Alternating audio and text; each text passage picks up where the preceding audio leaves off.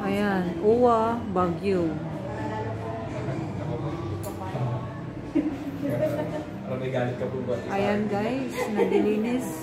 Nagpapalinis kami. Ayan, libre. Dito sa may Uwa, Baguio City, Philippines.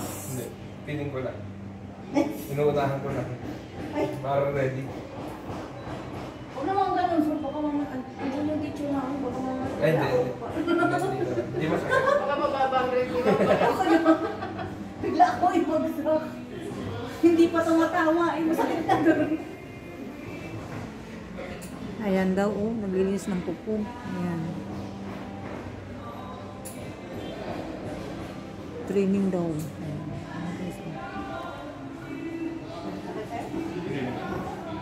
Ayan, mga OFW na umuwi. Ayan guys. Yung umuwi, yung mga kailangan ng assistance. Ayan, dito kami sa may OWA. Ayan guys.